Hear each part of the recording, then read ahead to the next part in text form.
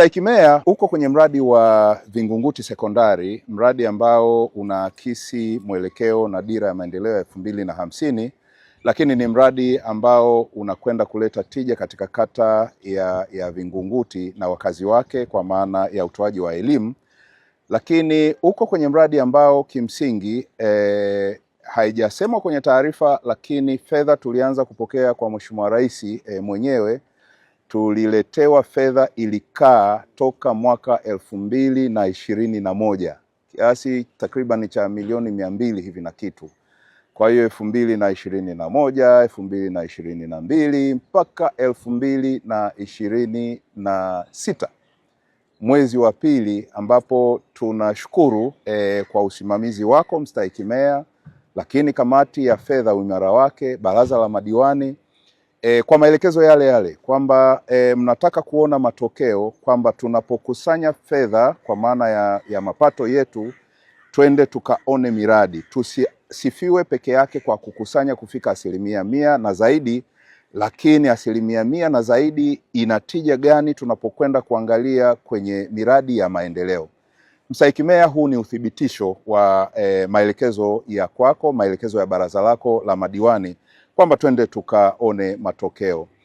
Kama ilivyosema taarifa, Mstahiki Meya, mimi hapa nimesimama kukuhakikishia wewe na kamati ya fedha kwamba kila mradi ambao utaanza kutekelezwa tutaanza bila kusimama na tutamaliza. Na hii inathibitishwa kwenye miradi ambayo imepita, ambayo of course ilikuwa ni ya muda mrefu, lakini baadhi ya miradi ni mipya.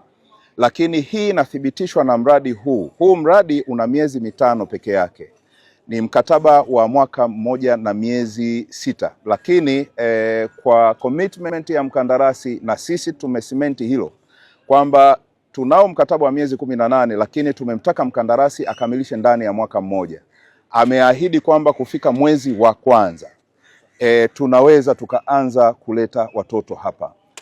Na Mstahiki Meya, mwelekeo wa halmashauri yako, baraza na kamati yako ya fedha ni kumkomboa mtoto wa Kitanzania kutoka kwenye ukosefu wa elimu, lakini ugumu na umbali wa kwenda kutafuta elimu.